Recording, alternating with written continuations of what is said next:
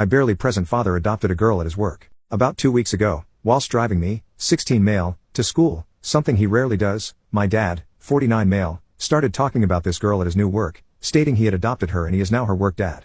My relationship with my father needs a chart to fully explain. Literally, I made one, but to sum up, toddler to middle schooler. He used to hit me when I was 2 years old, because I was difficult. He'd shout and punish me for dropping things. He yelled at me multiple times for being sick and throwing up all over myself. He used to nitpick everything about my appearance and bully me with it. He used to slap my butt and encourage my brother William, 17 male, to do that too. This ended when I came out as trans, female to male. That isn't all, but I have a headache and I can't remember all of it right now. When I was about 12, my parents divorced.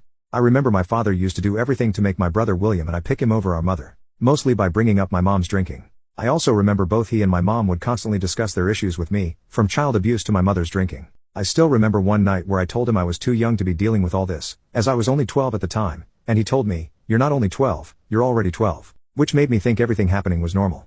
I am sorry, I feel like I'm getting sidetracked. My point is, there is a lot of crap regarding my dad. While technically still being in my life, he is barely present. He doesn't pay for anything besides my phone bill, he hasn't attended a parent-teacher conference in years, he has no clue about my friends, he basically doesn't know me. If I do try to talk about the things I love, he usually tells me I talk too much or too loud, and that he doesn't want to hear about whatever book I'm reading.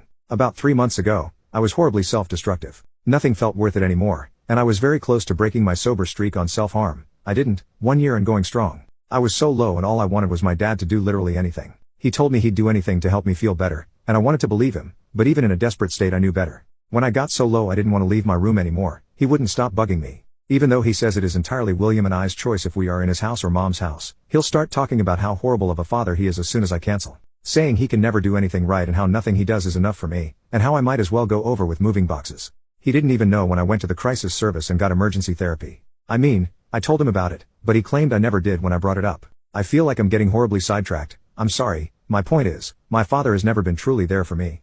In walks this girl, Katie, 21 female. Katie doesn't have a great life, which I know because my dad told me, which he knows because he asked. I've seen their conversations, typing that is a huge invasion of her privacy for him to show and tell me about them. It is walls upon walls of text of him asking her about her day, and interests, and hobbies, and letting her vent to him, and he is genuinely being a dad to her. He even drove her to an appointment and lended her money. It took me 2 weeks of sitting on this for it to fully sink in how much this freaking hurts. He yelled at me to shut up when I got excited watching Narnia, because I was too loud. I have hearing loss, but when Katie is talking about something, he is super invested and wants to hear more. I just don't understand what I did wrong. I try so hard to get him to show an interest. I mean, I get great grades, not straight A's but B+, which isn't bad in my opinion. I have friends, I try to get him involved in places I go to and I text him, and I ask him about his day, and I just don't understand why he can be this great father figure to Katie and not to me. Don't get me wrong, I am so glad Katie has someone, because I know what it's like to have nobody, but for Christ's sake I want my dad. Sorry for the rambling, I just had to vent somewhere.